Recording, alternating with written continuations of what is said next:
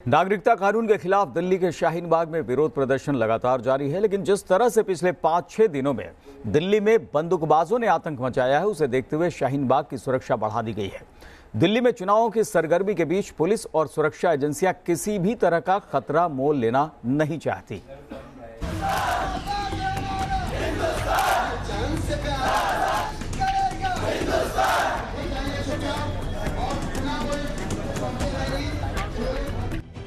दिल्ली के शाहीन बाग में लगातार 50 दिनों से नागरिकता संशोधन कानून के खिलाफ धरना प्रदर्शन जारी है।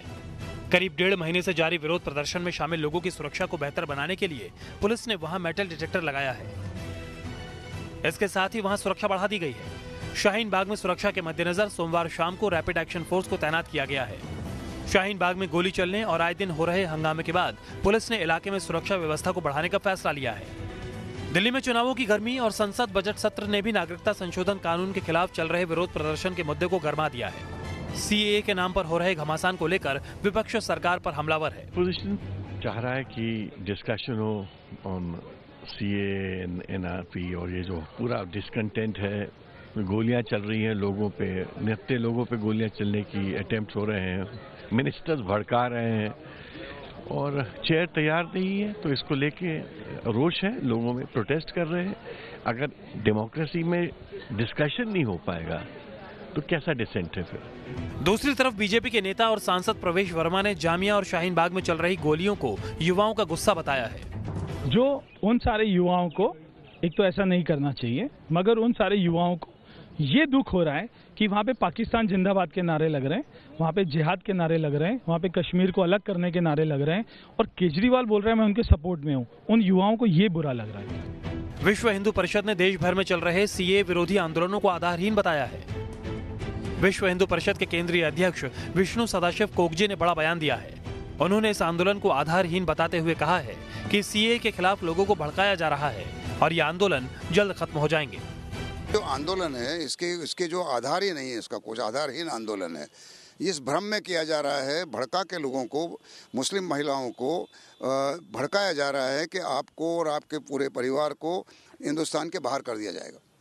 ये गलत बात है। दिल्ली में विधानसभा चुनावों की सरगर्मी तेज है और ऐसे में कोई भी पार्टी दिल्ली में चल रहे सीएए के संग्राम को भुनाने में पीछे नहीं रहना चाहती। दिल्ली से रविकांत और मधुरेंद्र कुमार के साथ टीम न्यूज नेशन।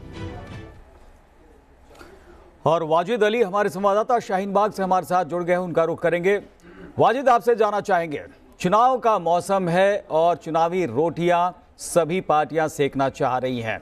सीए के विरोध के नाम पर शाहीन बाग में कुछ ऐसे लोग भी पहुंचते हैं जो भारत को तोड़ने की बात करते हैं और साथ ही साथ कुछ बंदूकबाज पहुंचते हैं और साफ तौर पर यहां पर आतंकी हरकतें होती हुई दिखाई पड़ रही हैं। जो आतंक है उसको बढ़ावा मिलता हुआ दिखाई पड़ रहा है, लेकिन कुछ नेताओं से युवाओं का गुस्सा भी बता रहे हैं। किस तरह का माहौल है इस वक्त और सुरक्षा के किस तरह के इंतजाम किए गए हैं? देखिए, बिल्कुल बताना चाहूँगा, आपने एकदम सही कहा। लगभग 52 से 53 दिन हो गए हैं आज शाहीन बाग में धरना प्रदर्शन चलते हुए। पहले धरना प्रदर्शन जिस तरीके से शांतिपूर्वक चल रहा था, उस लिहाज से जो है यहाँ की सुरक्षा पूरी तरीके से खोल रखी थी। यहाँ पे हम आपको दिखाना चाहेंगे कि इस वक्त जो है मेटल डिटेक्टर मशीन जो है यहाँ पर लगाई गई है और जो भी शख्स, जो भी व्यक्ति अंदर जा रहा है, उसका बाकायदा पूरा आइडेंटिटी कार्ड चेक करके जो है उसे यहाँ से अंदर जाने दिया जा रहा है, जो कि पहले नहीं था। यहाँ पर पैरामिलिट्री की फोर्स जो है उसे भी यहाँ पर तैनात कर दिया गया है। 2 शिफ्ट के अंदर पैरामिलिट्री की फोर्स जो है वो यहाँ पर लगी रहती है और जो भी कोई संदिग्ध व्यक्ति या कोई ऐसा असामाजिक तत्व होता है तो पैरामिलिट्री की जो फोर्स है उससे निपटने के लिए यहाँ पर पूरी तरीके से तैयार है। आपने एकदम सही कहा, पिछले कुछ दिनों से जो है शाहीन बाग का जो माहौल है पूरी तरीके से गर्म है, क्योंकि दिल्ली के अंदर विधानसभा चुनाव है। तो चुनाव के मद्देनजर जो है जिस तरीके से भाषणबाजी हो रही है उसका असर जो है शाहीन बाग के ऊपर दिख रहा है, क्योंकि शाहीन बाग के चलते जो है सभी पार्टियां ये चाहती हैं कि उन्हें फुटेज मिले, मिले वो अपनी राजनीति की जो रोटियां हैं शाहीन बाग के ऊपर सेके।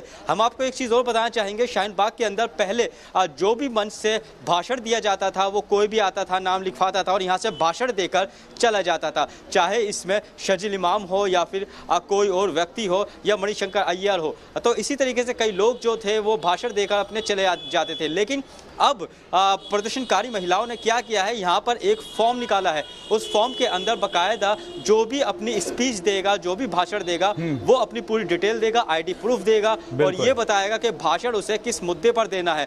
तो कहीं ना कहीं जैसे जैसे दिन बीत रहे हैं ये प्रदर्शन जो है बढ़ता जा रहा है और इसी के साथ साथ जो एलजी ने यहाँ पे सुरक्षा के मद्देनजर जो आदेश दिए थे पुलिस को, दिल्ली पुलिस को भी, पैरामिलिट्री फोर्स को भी कि यहाँ पे लगाई जाए, तो सुरक्षा जो यहाँ पे काफी मुस्तैद है।